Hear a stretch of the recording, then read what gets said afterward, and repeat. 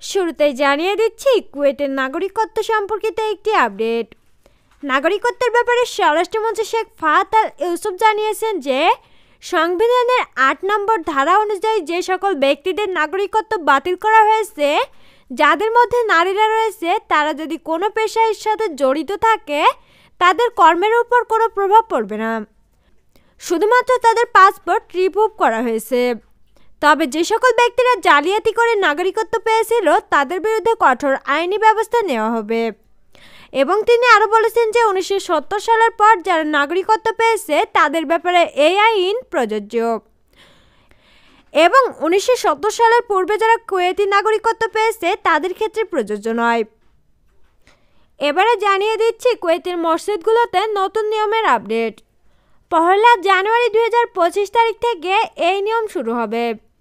প্রতি ওয়াক্তে নামাজের শুরু থেকে শেষ পর্যন্ত ইমাম ও মুয়াজ্জিনদের 45 মিনিট মসজিদে উপস্থিতি প্রমাণের জন্য ফিঙ্গারপ্রিন্ট সিস্টেম চালু করতে যাচ্ছে কুয়েতের ধর্ম মন্ত্রণালয়।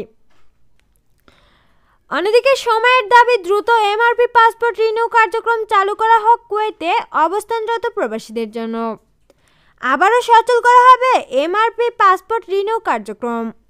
15 ডিসেম্বর থেকে সৌদি ও মালয়েশিয়াতে অবস্থানরত প্রবাসীদের অগ্রাধিকার ভিত্তিতে পাসপোর্ট পাওয়া শুরু করবে।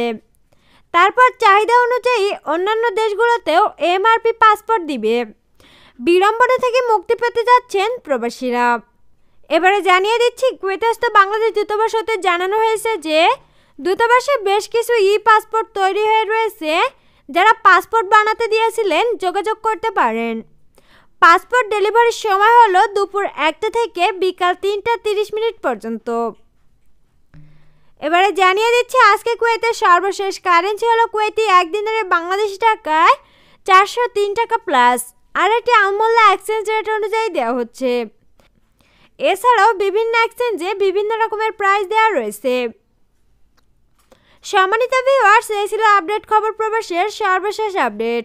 পরবর্তী আপডেট ভিডিও পেতে আমাদের চ্যানেলটিকে সাবস্ক্রাইব করে পাশে থাকা বেল আইকনটি বাজিয়ে রাখুন।